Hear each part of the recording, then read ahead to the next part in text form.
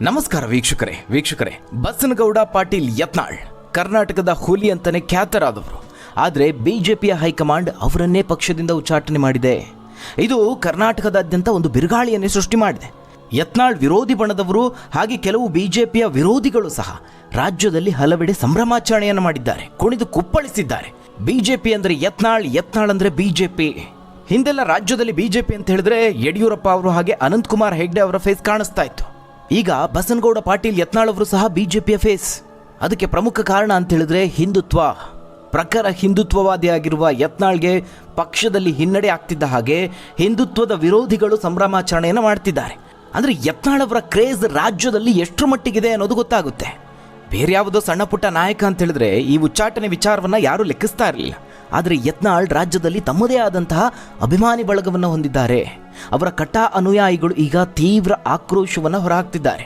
ಅಂತೂ ಇಂತೂ ಯತ್ನಾಳ್ ಅವರನ್ನು ಪಕ್ಷದಿಂದ ಉಚ್ಚಾಟನೆ ಮಾಡಿಸುವಲ್ಲಿ ಬಿಜೆಪಿ ರಾಜ್ಯಾಧ್ಯಕ್ಷ BY ವಿಜಯೇಂದ್ರ ಅವರ ಬಣ ಯಶಸ್ವಿಯಾಗಿದೆ. ಯತ್ನಾಳ್ ಕುರಿತಾಗಿ ವಿಜಯೇಂದ್ರ ಬಣದ ಆರೋಪಗಳಿಗೆ ಹೈಕಮಾಂಡ್ ಮನ್ನಣೆ ನೀಡಿದೆ. ಪರಿಣಾಮ 6 ವರ್ಷಗಳ ಕಾಲ ಪ್ರಾಥಮಿಕ ಸದಸ್ಯತ್ವದಿಂದಲೇ ಯತ್ನಾಳ್ ಅವರನ್ನು ಉಚ್ಚಾಟನೆಗೊಳಿಸಲಾಗಿದೆ. ಆದರೆ ವೀಕ್ಷಕರೇ, ಪಕ್ಷಕ್ಕೆ ಇದರಿಂದ ಯಾವುದೇ ರೀತಿಯಾದಂತಹ ಲಾಭ ಇಲ್ಲ, ನಷ್ಟ ಆಗೋದಂತೂ ಖಂಡಿತ ಅಂತ ಹೇಳ್ಬೋದು. ಈ ನಿರ್ಧಾರ ಕಮಲ ಪಡೆಗೆ ಬ್ಯಾಕ್ ಫೈರ್ ಆಗೋದ್ರಲ್ಲಿ ಯಾವುದೇ ಅನುಮಾನ ಇಲ್ಲ. ಅದರಲ್ಲೂ ವಿಶೇಷವಾಗಿ ಉತ್ತರ ಕರ್ನಾಟಕ ಭಾಗದಲ್ಲಿ ಈಗಾಗಲೇ ಆಕ್ರೋಶ ಭುಗಿಲೇಳೋದಕ್ಕೆ ಶುರುವಾಗಿದೆ. ಹೇಳಿ ಕೇಳಿ ಬಸನಗೌಡ ಪಾಟೀಲ್ ಅವರು ಬಿಜೆಪಿಯ ಫೈರ್ ಬ್ರ್ಯಾಂಡ್ ರಾಜಕಾರಣಿ. ಉತ್ತರ ಪ್ರದೇಶದ ಮುಖ್ಯಮಂತ್ರಿ ಯೋಗಿ ಆದಿತ್ಯನಾಥ್ ಅವರ ರಾಜಕಾರಣದ ಮಾದರಿಯನ್ನ ಯತ್ನಾಳ್ ಅವರು ರಾಜ್ಯದಲ್ಲಿ ಬೆಂಬಲಿಸ್ತಾ ಇದ್ದಾರೆ, ಪಾಲಿಸ್ತಾ ಇದ್ದಾರೆ. ಕಟ್ಟಾ ಹಿಂದುತ್ವವಾದವನ್ನ ತಮ್ಮ ರಾಜಕಾರಣದ ಭಾಗವಾಗಿಸಿಕೊಂಡವರು. ಅದರಲ್ಲೂ ಹಿಂದುತ್ವದ ವಿಚಾರಧಾರೆಗಳನ್ನು ಮೈಗೂಡಿಸಿಕೊಂಡಿರುವಂತಹ ಉತ್ತರ ಕರ್ನಾಟಕ ಭಾಗದ ಅದೆಷ್ಟೋ ಯುವಕ ಯುವತಿಯರು ಯತ್ನಾಳ್ ಅವರ ಕಟ್ಟಾ ಅನುಯಾಯಿಗಳು. ವೀಕ್ಷಕರೇ, ಈ ಹಿಂದುತ್ವದ ಅಲೆ ಕೇವಲ ಕರಾವಳಿ ಭಾಗದಲ್ಲಿ ಮಾತ್ರ ಇರೋದಲ್ಲ, ಉತ್ತರ ಕರ್ನಾಟಕ ಭಾಗದಲ್ಲೂ, ಅದರಲ್ಲೂ ಮಹಾರಾಷ್ಟ್ರ ಗಡಿ ಜಿಲ್ಲೆಗಳಲ್ಲಿ ಹಿಂದುತ್ವ ಭದ್ರವಾಗಿ ನೆಲೆಯೂರಿದೆ. ಛತ್ರಪತಿ ಶಿವಾಜಿ ಮಹಾರಾಜ್ ಅಂತ ಹೇಳಿದ್ರೆ ಅಲ್ಲಿ ಸಂಭ್ರಮಿಸಿ ಕುಣಿಯುವಂತಹ ಹಿಂದುತ್ವದ ಒಂದು ದೊಡ್ಡ ಪಡೆಯೇ ಆ ಭಾಗದಲ್ಲಿದೆ. ಆ ಹಿಂದುತ್ವದ ಪಡೆಗೆ ಬಸನಗೌಡ ಪಾಟೀಲ್ ಯತ್ನಾಳ್ ಅವರೇ ನಾಯಕ. ಆದರೆ ಅವರ ಕಠೋರ ವರ್ತನೆ, ಅವರ ನೇರ ನುಡಿ, ಹಾಗೆ ಮಾಜಿ ಮುಖ್ಯಮಂತ್ರಿ BS ಯಡಿಯೂರಪ್ಪ ಹಾಗೆ BY ವಿಜಯೇಂದ್ರ ಅವರನ್ನು ಎದುರು ಹಾಕಿಕೊಳ್ಳುವಂತಹ ರೀತಿ ಅವರನ್ನು ಪಕ್ಷದಿಂದ ಹೊರಹೋಗುವಂತೆ ಮಾಡಿತು. ಆದರೆ ಯತ್ನಾಳ್ ಅವರ ಉಚ್ಚಾಟನೆಯನ್ನು ಬಿಜೆಪಿ ಅಷ್ಟು ಸುಲಭವಾಗಿ ಅರಗಿಸಿಕೊಳ್ಳೋದಕ್ಕೆ ಸಾಧ್ಯ ಇಲ್ಲ. ದೆಹಲಿಯಲ್ಲಿ ಕೂತವರಿಗೆ ರಾಜ್ಯದ ಸಂಗತಿಗಳು ಅಸ್ಪಷ್ಟ ಅನ್ನೋದು ಇದರಿಂದ ಗೊತ್ತಾಗ್ತಾ ಇದೆ. ಈ ಹಿಂದೆ ಯಡಿಯೂರಪ್ಪ ಅವರು KJP ಕಟ್ಟಿದ್ದು ಕೂಡ ಹೈಕಮಾಂಡ್ನ ಇದೇ ರೀತಿಯಾದಂತಹ ಎಡವಟ್ಟಿಯಿಂದ.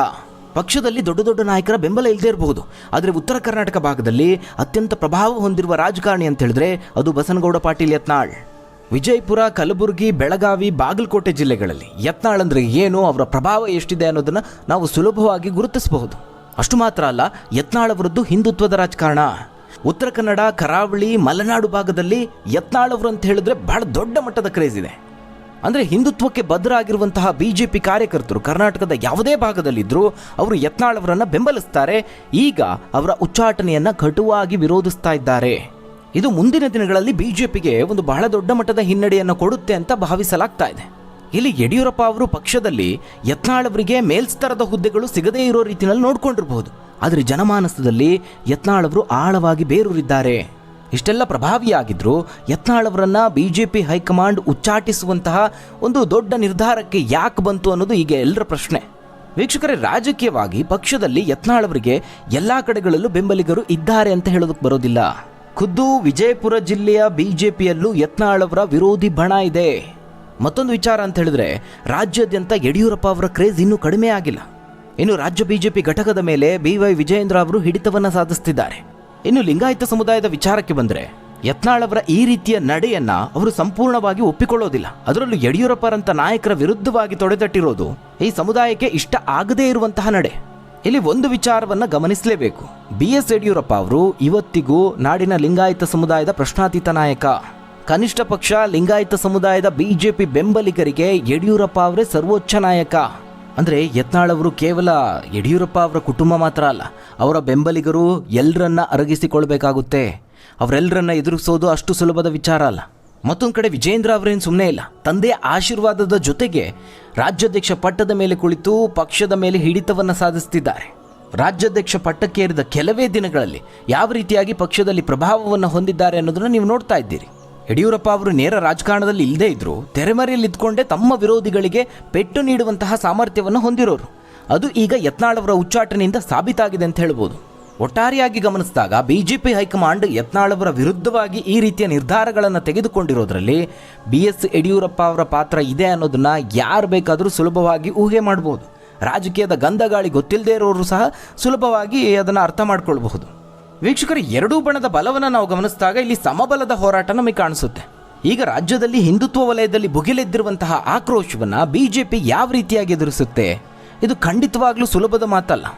ಇದರ ದೀರ್ಘಾವಧಿಯ ಪರಿಣಾಮ ಬಿಜೆಪಿಗೆ ಕಂಟಕ ಆಗುತ್ತೆ ಅನ್ನೋ ರೀತಿಯಲ್ಲೇ ರಾಜಕೀಯ ವಲಯದಲ್ಲಿ ಚರ್ಚೆಗಳು ಆರಂಭ ಆಗಿದೆ.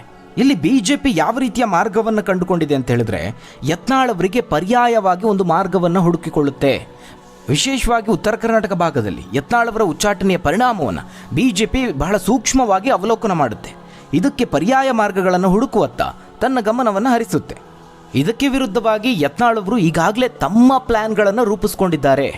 ಅಂದರೆ ಯತ್ನಾಳ್ ಅವರಿಗೆ ಮುಂಚೆನೇ ಗೊತ್ತಿತ್ತು ಉಚ್ಚಾಟನೆ ಆಗುತ್ತೆ ಅನ್ನೋ ರೀತಿಯಲ್ಲಿ ಒಂದು ಸಂದರ್ಭದಲ್ಲಿ ಮಾತಾಡಿದರು. ಆ ರೀತಿ ಆದಾಗ ಅದಕ್ಕೆ ಪ್ಲ್ಯಾನ್ ಬಿ ಏನು ಅಂತ ನೋಡಿಕೊಂಡೆ ಆ ರೀತಿಯಾಗಿ ಅಬ್ಬರಿಸಿದ್ದು. ಈಗ ಯತ್ನಾಳ್ ಅವರು ಏನು ಮಾಡ್ಬೋದು ಹಾಗಾದರೆ? ಉತ್ತರ ಕರ್ನಾಟಕ ಭಾಗದಲ್ಲಿ ಅಸ್ತಿತ್ವದಲ್ಲಿರುವಂತಹ ತಮ್ಮ ಪ್ರಭಾವವನ್ನು ಬಳಸಿಕೊಂಡು ಬಿಜೆಪಿಗೆ ತಿರುಗೇಟನ್ನು ನೀಡುವಂತಹ ತಂತ್ರವನ್ನು ಹೆಣಿತಾರೆ. ಈಗ ಪಕ್ಷದಿಂದ ಉಚ್ಚಾಟನೆ ಮಾಡಿರೋದ್ರಿಂದ ಯಡಿಯೂರಪ್ಪ ವಿರುದ್ಧವಾಗಿ, ವಿಜೇಂದ್ರ ಅವರ ವಿರುದ್ಧವಾಗಿ ತಮ್ಮ ವಾಗ್ದಾಳಿಯನ್ನು ಮತ್ತಷ್ಟು ತೀವ್ರಗೊಳಿಸ್ತಾರೆ. ಯಾಕಂದರೆ ಈಗ ಪಕ್ಷದ ರೀತಿ ನೀತಿ ನಿಯಮಗಳು ಯಾವುದೂ ಅವರಿಗೆ ಅಪ್ಲೈ ಆಗೋದಿಲ್ಲ. ಈಗ ಅವರು ಫ್ರೀ ಹ್ಯಾಂಡ್ ಆಗಿದ್ದಾರೆ. ಅಂದರೆ ಎಲ್ಲವನ್ನ ಗಮನಿಸಿದಾಗ ಬಿಜೆಪಿಗೆ ಇದು ಕೆಡುಕೆ ಹೊರತು ಅಂತಹ ಲಾಭ ಏನಿಲ್ಲ ಅಂತ ಹೇಳ್ಬೋದು. ಲಿಂಗಾಯತ ಸಮುದಾಯದಲ್ಲಿ ಯಾವ ರೀತಿ ಯಡಿಯೂರಪ್ಪ ಅವರಿಗೆ ಬೆಂಬಲ ಇದೆಯೋ ಅದೇ ರೀತಿಯಾಗಿ ಯತ್ನಾಳ್ ಅವ್ರಿಗೂ ಒಂದಷ್ಟು ಬೆಂಬಲ ಇದೆ. ಉಚ್ಚಾಟನೆ ವಿಚಾರವಾಗಿಯೂ ಲಿಂಗಾಯತ ಸಮುದಾಯದಿಂದಲೇ ಆಕ್ರೋಶ ವ್ಯಕ್ತವಾಗ್ತಾ ಇದೆ. ಅಷ್ಟು ಮಾತ್ರ ಅಲ್ಲ, ಸ್ವಾಮೀಜಿಗಳು ಸಹ ಅವರ ಬೆಂಬಲಕ್ಕೆ ನಿಲ್ತಿದ್ದಾರೆ. ಕೂಡಲ ಸಂಗಮದ ಪಂಚಮಸಾಲಿ ಪೀಠದ ಬಸವಜಯ ಮೃತ್ಯುಂಜಯ ಸ್ವಾಮೀಜಿಯವರು ಬಿಜೆಪಿಗೆ ಒಂದು ಖಡಕ್ ವಾರ್ನಿಂಗ್ ಅನ್ನು ಮಾಡಿದ್ದಾರೆ. ಈ ಉಚ್ಚಾಟನೆಯನ್ನು ಹಿಂಪಡೆಯದೆ ಹೋದಲ್ಲಿ ಎಲ್ಲ ಲಿಂಗಾಯತ ಶಾಸಕರು ಬಿಜೆಪಿ ಬಿಟ್ಟು ಹೊರಬನ್ನಿ ಅಂತ ಸಂದೇಶವನ್ನು ಕೊಟ್ಟಿದ್ದಾರೆ. ಬಿಜೆಪಿ ಹೈಕಮಾಂಡ್ ಕೂಡಲೇ ಈ ಆದೇಶವನ್ನು ವಾಪಸ್ ಪಡೆದುಕೊಳ್ಳಬೇಕು, ಆದ ತಪ್ಪನ್ನು ಸರಿಪಡಿಸಿಕೊಳ್ಳಬೇಕು ಅಂತ ಸಲಹೆಯನ್ನು ಕೊಟ್ಟಿದ್ದಾರೆ. ಯತ್ನಾಳ್ ಅವರ ಪರವಾಗಿ ಭರ್ಜರಿಯಾದ ಬ್ಯಾಟ್ ಬೀಸಿದ್ದಾರೆ. ಯತ್ನಾಳ್ ಅವರು ಯಾವತ್ತಿಗೂ ಪಕ್ಷ ವಿರೋಧಿ ಚಟುವಟಿಕೆಯನ್ನು ನಡೆಸಿಲ್ಲ. ಕಾಣದ ಕೈಗಳು ಅವರನ್ನು ಉಚ್ಚಾಟನೆ ಮಾಡುವಂತೆ ಮಾಡಿದೆ. ಮೋದಿ ಹಾಗೆ ಅಮಿತ್ ಶಾ ಅವರಿಗೆ ಗೊತ್ತಿರದೇ ಇರುವ ಅಂಶಗಳು ಇಲ್ಲಿವೆ. ಇದರಿಂದಾಗಿ ಯಾರು ಧೃತಿಗೆಡಬಾರ್ದು. ನಮ್ಮ ಸಮಾಜಕ್ಕೆ ನಾನು ಕರೆ ಕೊಡ್ತೇನೆ. ಬೆಳಗಾವಿಯಲ್ಲಿ ಗುರುವಾರ ಸಭೆ ಕೂಡ ಕರೀತೇನೆ. ಅಷ್ಟು ಮಾತ್ರ ಅಲ್ಲ, ಮುಂದೆ ರಾಜ್ಯಾದ್ಯಂತ ಪ್ರತಿಭಟನೆ ಮಾಡ್ತೀವಿ ಅಂತ ಎಚ್ಚರಿಕೆ ಕೊಟ್ಟಿದ್ದಾರೆ. ಪ್ರಧಾನಿ ವಿರುದ್ಧದ ಹೋರಾಟ ಅಲ್ಲ ನಮ್ಮದು. ಯಾರು ಅಟ್ಟಹಾಸ ಮೆರೆದಿದ್ದಾರೋ ಅವರ ವಿರುದ್ಧವಾಗಿ ಹೋರಾಟ. ಬಿಜೆಪಿ ಹೈಕಮಾಂಡ್ ಕೂಡಲೇ ಈ ಆದೇಶವನ್ನು ವಾಪಸ್ ಪಡೆದು ಆದ ತಪ್ಪನ್ನು ಸರಿಪಡಿಸಿಕೊಳ್ಳಲೇಬೇಕು ಅಂತ ಸಲಹೆ ಕೊಟ್ಟಿದ್ದಾರೆ. ಇನ್ನು ಯಡಿಯೂರಪ್ಪ ಕುಟುಂಬದ ವಿರುದ್ಧವಾಗಿಯೂ ಪರೋಕ್ಷವಾಗಿ ತಮ್ಮ ಆಕ್ರೋಶವನ್ನು ಹೊರಹಾಕಿದ್ದಾರೆ. ಬಿಜೆಪಿ ಹೈಕಮಾಂಡ್ಗೆ ಕುಟುಂಬ ರಾಜಕಾರಣನೇ ಬೇಕು ಅಂತ ಹೇಳಿದ್ರೆ ಅದನ್ನು ನೇರವಾಗಿ ಹೇಳಲಿ ಅಂತ ಸ್ವಾಮೀಜಿ ಹೇಳಿದ್ದಾರೆ. ಇನ್ನು ಶೀಘ್ರದಲ್ಲೇ ಸಭೆ ಮಾಡ್ತೀವಿ, ಸಭೆಯಲ್ಲಿ ಎಲ್ಲ ರೀತಿಯ ನಿರ್ಧಾರವನ್ನು ಕೈಗೊಳ್ತೀವಿ. ಕುಟುಂಬ ರಾಜಕಾರಣ ಬೇಡ ಅನ್ನೋದು ತಪ್ಪಾ? ಯತ್ನಾಳ್ ಅವರು ಏನೇ ಮಾಡಿದ್ರು ಅವರು ಉತ್ತರ ಕರ್ನಾಟಕ ಹಿಂದುತ್ವದ ಬಗ್ಗೆನೇ ಮಾತನಾಡಿದ್ದಾರೆ. ಯತ್ನಾಳ್ ಅವರನ್ನು ಉಚ್ಚಾಟನೆ ಮಾಡಿ ಬಿಜೆಪಿ ತನ್ನ ಕಾಲ ಮೇಲೆ ತಾನೇ ಚಪ್ಪಡಿ ಕಲ್ಲನ್ನು ಇಳಿದುಕೊಂಡಿದೆ. ಇದು ಪಕ್ಷಕ್ಕೆ ದೊಡ್ಡ ಹಿನ್ನಡೆ. ಈಗ ಬಿಜೆಪಿಗೆ 40 ಸ್ಥಾನ ಬಂದಿದೆ. ಮುಂದೆ ಏನಾದರೂ ಎಲೆಕ್ಷನ್ ಆದರೆ 30 ಸ್ಥಾನ ಕೂಡ ಬರೋದಿಲ್ಲ ಅಂತ ಕಿಡಿಕಾರಿದ್ದಾರೆ.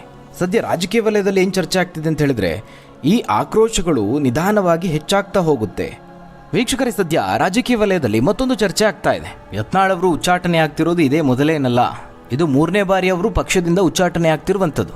ಸದ್ಯ ಏನು ಆಕ್ರೋಶ ವ್ಯಕ್ತವಾಗ್ತಿದೆ ಇದು ಮುಂದಿನ ದಿನಗಳಲ್ಲಿ ಹೆಚ್ಚಾಗಬಹುದು. ಹಲವು ಬಿಜೆಪಿ ನಾಯಕರೇ ಈ ಉಚ್ಚಾಟನೆಯನ್ನು ವಿರೋಧಿಸ್ತಾ ಇದ್ದಾರೆ. ಇನ್ನು ತಟಸ್ಥ ಬಣದವರು ಈ ವಿಚಾರದಲ್ಲಿ ಯಾವುದೇ ಅಭಿಪ್ರಾಯವನ್ನೇ ತಿಳಿಸ್ತಾ ಇಲ್ಲ.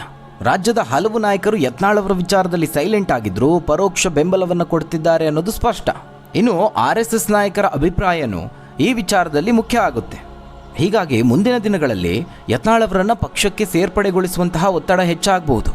ಒಂದು ವೇಳೆ ಇದೇ ಸಂದರ್ಭದಲ್ಲಿ ಯತ್ನಾಳ್ ಅವರು ಹೈಕಮಾಂಡ್ ಬಳಿ ಕ್ಷಮೆ ಕೇಳಿದ್ರೆ, ಕ್ಷಮಾಪಣಾ ಪತ್ರವನ್ನು ಬರೆದ್ರೆ ಉಚ್ಚಾಟನೆಯನ್ನು ರದ್ದುಗೊಳಿಸುವಂತಹ ಸಾಧ್ಯತೆ ಇದೆ. ಯತ್ನಾಳ್ ಅವರ ಬೆಂಬಲಕ್ಕಿರುವ ರೆಬೆಲ್ ನಾಯಕರು ಸಹ ಈ ನಿಟ್ಟಿನಲ್ಲಿ ಒಂದಷ್ಟು ಕಾರ್ಯತಂತ್ರವನ್ನು ರೂಪಿಸಬಹುದು. ಒಟ್ಟಾರೆಯಾಗಿ ರಾಜ್ಯ ಬಿಜೆಪಿಯಲ್ಲಿ ಒಂದು ರೀತಿ ಸಂಚಲನ ಮೂಡಿದೆ. ಹಾಗಾದರೆ ವೀಕ್ಷಕರೇ, ಈ ಬಗ್ಗೆ ನೀವೇನಂತೀರಾ? ನಿಮ್ಮ ಅನಿಸಿಕೆ ಅಭಿಪ್ರಾಯವನ್ನು ಕಮೆಂಟ್ ಮೂಲಕವಾಗಿ ತಿಳಿಸಿ. ಧನ್ಯವಾದಗಳು ವೀಕ್ಷಕರೇ.